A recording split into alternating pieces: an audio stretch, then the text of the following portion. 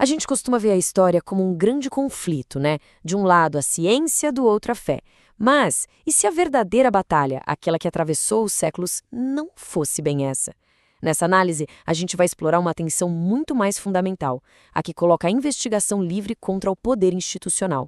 Então, essa é a grande pergunta que vai guiar a nossa reflexão. A narrativa que a gente sempre ouve coloca ciência e religião em cantos opostos do ringue. Mas será que essa é a história completa? Vamos considerar uma outra possibilidade. E se a verdadeira disputa for entre a busca por conhecimento, sem amarras, e as estruturas que tentam a todo custo controlar essa busca? Ok, o nosso roteiro vai seguir uma lógica bem clara. Primeiro, a gente vai olhar a tese, que são as intuições espirituais primordiais. Depois, a gente mergulha na antítese, o aparato de controle que acabou distorcendo tudo. E, por fim, a gente chega numa síntese, uma reflexão de como esses dois mundos poderiam ter coexistido de uma forma bem diferente. Vamos começar, então, pela nossa tese. Muito antes, mas muito antes mesmo dos dogmas religiosos se solidificarem, já existiam por aí intuições sobre o cosmos de uma sofisticação impressionante. Vamos dar uma olhada em alguns desses conceitos primordiais. O que é fascinante no conceito de Brahman é como ele, mesmo com milhares de anos de idade, parece conversar com teorias modernas sobre consciência distribuída e ciclos cosmológicos. A ideia de um universo que emerge de um campo de consciência fundamental, isso não está tão longe assim de algumas hipóteses da física teórica de hoje. Pensem só nessa imagem, a sabedoria divina não como um juiz carrancudo, mas como uma força criativa, alegre, feminina, que estava lá, brincando na presença do Criador, antes de tudo existir. Isso sugere uma teologia, nossa, muito diferente daquela que acabou se tornando dominante, não é mesmo? Aditi é outro exemplo poderosíssimo de um arquétipo feminino cósmico. Ela é a liberdade primordial, a vastidão de onde tudo, absolutamente tudo, se origina. Essa noção de um princípio feminino, infinito, gerador, isso era algo muito comum em diversas culturas antigas. E olha que interessante. Isso mostra que, ao contrário do que as interpretações posteriores fizeram parecer, os próprios textos fundamentais estão cheios de concepções femininas e não binárias do divino. Aquela imagem do Deus de barba branca é, na verdade, uma construção cultural e não algo que o texto original impõe. Bom, agora a gente entra na antítese. Vamos ver como aquelas intuições cósmicas superabertas e poéticas foram sendo sistematicamente codificadas, transformadas em sistemas rígidos. A religião acabou sendo moldada como uma verdadeira tecnologia de engenharia social. O ponto central aqui não é nenhuma teoria da conspiração, viu? É um fato histórico documentado. Instituições religiosas desenvolveram mecanismos para gerenciar cada aspecto da vida humana: nascimento, casamento, colheita, até a guerra. Elas criaram uma estrutura de controle total e, o mais importante, legitimada por uma autoridade divina que simplesmente não podia ser questionada. Agora, vamos focar num exemplo bem específico de como essa tecnologia de controle funcionava na prática, reinterpretando textos sagrados para consolidar estruturas de poder patriarcais que, na verdade, já existiam. O que a gente vê aqui é uma contradição fascinante dentro do próprio texto sagrado. Existem duas histórias da criação, de fontes e épocas totalmente diferentes, que foram compiladas juntas. A mais nova, a sacerdotal, sugere igualdade, mas foi a mais antiga, a já vista, que a tradição posterior escolheu enfatizar. Por quê?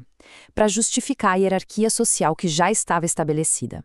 E aqui está o pulo do gato. A tradução da palavra hebraica tsela, como costela, muda toda a dinâmica.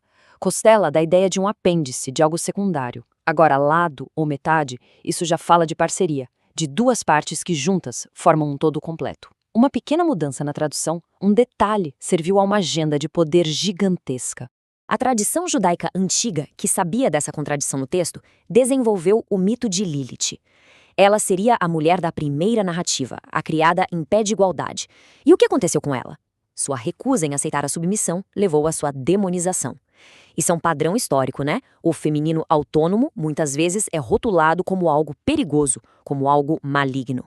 Isso tudo nos leva às consequências mais duras. Quando uma instituição quer ter o monopólio do conhecimento, as outras formas de saber não são apenas debatidas, não, elas são ativamente destruídas. Olha, isso aqui não é um padrão de acidentes isolados. Foi uma campanha sistemática que durou séculos para eliminar qualquer sistema de conhecimento, seja espiritual, medicinal ou científico, que operasse fora do controle institucional. Os cátaros, as curandeiras, os astrônomos, todos eles, de alguma forma, representavam uma ameaça a essa autoridade centralizada. Essa citação, que foi registrada historicamente, revela a brutalidade dessa supressão. Não era uma questão de debate teológico, era uma questão de extermínio para manter o poder. A lógica é terrível. A pureza da instituição vale mais do que a vida das pessoas. Então, a gente viu a tese e a antítese. Agora, vamos para a síntese. Diante de toda essa supressão brutal, o confronto direto se mostrou um desastre. Mas e se houvesse um outro caminho? Vamos explorar um exercício de imaginação. E se a investigação, em vez de lutar de frente contra o poder, tivesse cooptado a sua linguagem? Imagina só se Galileu, em vez de chegar lá com dados brutos, tivesse chegado no Vaticano falando de visões angelicais. Ele poderia ter transformado sua descoberta de uma ameaça em uma prova do poder divino. A Igreja, em vez de se sentir diminuída, se tornaria a guardiã de um universo ainda mais vasto e glorioso.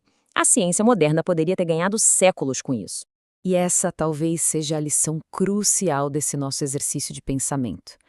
A eficácia da comunicação é tão vital quanto a veracidade do conteúdo. Apresentar a solução certa, mas da maneira errada para a audiência errada, na maioria das vezes, isso leva ao fracasso. Para a gente fechar, vamos conectar toda essa análise histórica a um ponto filosófico mais profundo que fala sobre moralidade, consciência e responsabilidade. Essa é uma ideia bem provocadora. E se a prestação de contas final não for diante de um trono, mas diante do registro completo das nossas próprias ações, intenções e até omissões? Um confronto inevitável com aquilo que a gente sabe, no fundo, que fez. O raciocínio lógico leva uma pergunta divina que simplesmente não tem resposta. Em que momento eu ordenei que vocês fizessem isso?